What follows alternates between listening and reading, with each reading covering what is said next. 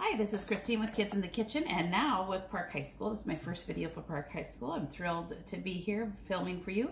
We're remaking a crepe video, and I'm going to show you, I'm doing a double batch, but I'm going to show you how to do a single batch as I'm verbally walking you through it. Taking the flour, we're going to stir up our flour and then spoon it into our 1 cup measure until it's heaping, and the reason we do that is for aeration and so it doesn't get packed. Then we're going to take a flat edge of a knife and scrape that off. Pour our flour into our container. Then we're going to add 1/4 teaspoon of salt.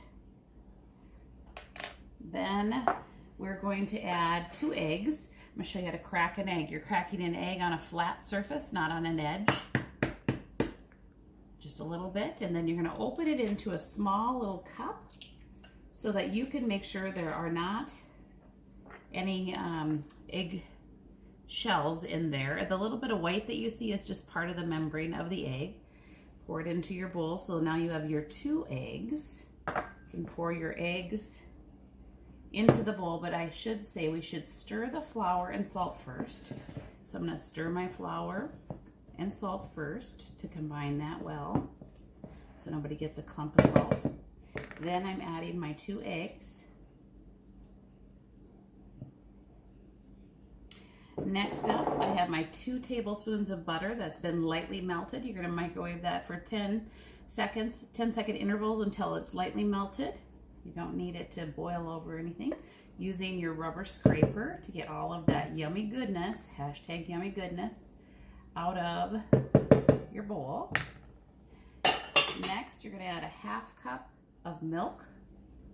Remember, when you measure out milk, you're bending over and you're looking at the bottom of the meniscus as you're pouring that. 1/2 cup of water. Okay. And then you're going to place your whisk attachment onto your KitchenAid. There's a nut, and then there's a hole for that.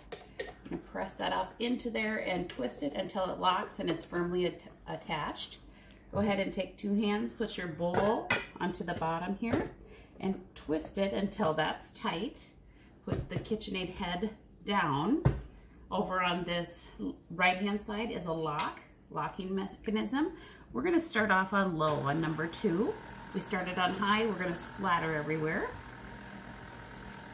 And so now it's still lumpy and clumpy. I'm going to speed up my speed. Not crazy yet.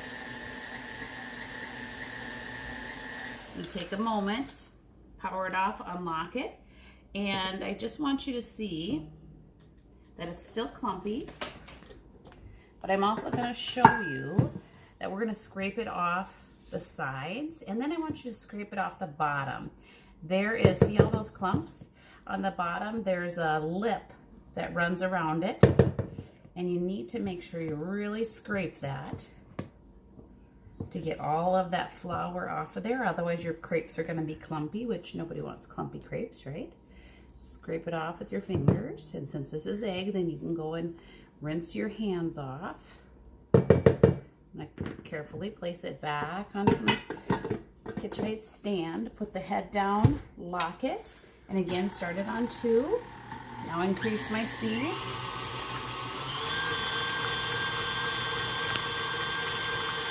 I'm not on 10, I'm on about 8.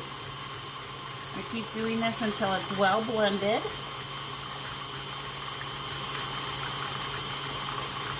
I'm going to stop it again, unlock it, and take a peek at it. It's looking pretty good.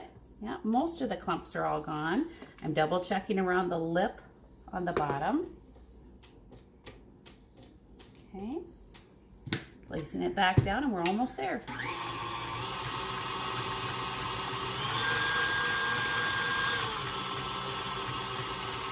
Okay. All right, I'm stopping it, unlocking it. I'm going to push the whisk attachment up. Gently bang it off. Twist it to the side and twist it. Now at school you're going to have tall pitchers. I only have these 2-cup measuring cup for right now. I'll probably give you a taller one at school, we'll see. You're gonna pour your batter into the measuring cup. This will make it easier to pour. And so you might have to keep refilling that.